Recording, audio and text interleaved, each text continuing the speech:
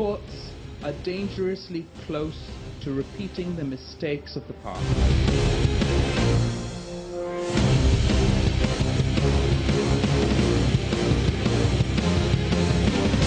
حکومت آتی ہو لکھتے میری حکومت کیوں لکھے گی؟ میں نہیں چاہتا، پارٹی چاہتی ہے، پارٹی کا فیصلہ مجھے ماننا پڑتا ہے۔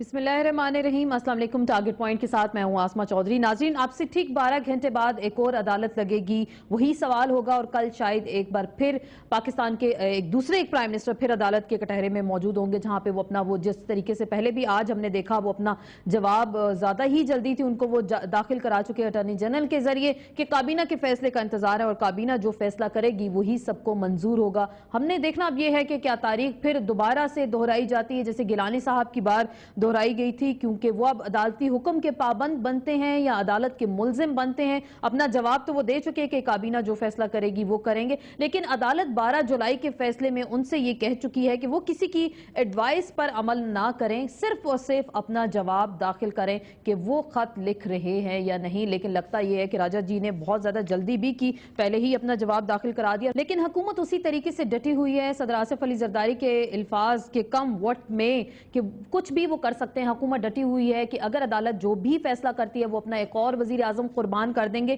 اور عدالت کے احکامات پر اس طریقے سے عمل نہیں کریں گے۔ وزرائے اعظم جتنے وہ لا سکتے ہیں وہ لائیں گے، لیکن شاید اس بار یہ وزیر اعظم توہین عدالت کے زمرے میں نہ آئیں، کیونکہ ہم نے ابھی دیکھا توہین عدالت کا قانون ہے، اس پہ بھی پٹیشنز ہیں، سپریم کورٹ میں ہیئرنگ کا سلسلہ جاری، عدالت اس کو کالعدم بھی شاید قرار دے سکتی ہے۔ لیکن بات ہم واپس کرتے ہیں 10 جنوری کے فیصلے پہ جو کہ یوسف رضا گیلانی صاحب پر لگا تھا، جس میں 6 آپشنز دے دیے گئے تھے، اور انہی 6 آپشنز میں ایک آپشن کے تحت وہ نااہل ہوئے تھے۔ انہی 6 آپشنز میں اگر ہم توہین عدالت دیکھیں کہ اگر ان پہ نہیں لگتی، ایک آپشن جو ہے 62(1)F، اس میں ایک شک شامل ہے۔ 62(1)F کی جو شک ہے، اس کے مطابق جو وزیر اعظم ہیں وہ اپنے اوتھ کی، اپنے حلف کی روگردانی کر رہے ہیں، ان کا حلف جب تک پورا نہیں ہوتا، کیونکہ وہ اپنے حلف میں اللہ اور رسول کو گواہ بنا کر کہتے ہیں کہ اپنے جو بھی معاملات ہیں ان کی وہ پاسداری کریں گے، عدلیہ کا احترام بھی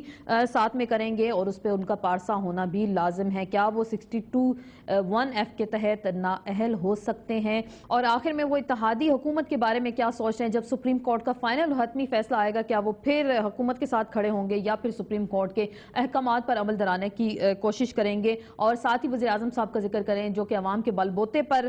وزیر اعظم تو بنے، جنہیں ساتھ میں سپریم کورٹ کا احترام تو چلیں ایک طرف رکھ دیں، قرارداد مقاصد تو یاد آ جاتی ہے، لیکن عوام کے بنیادی حقوق کا شاید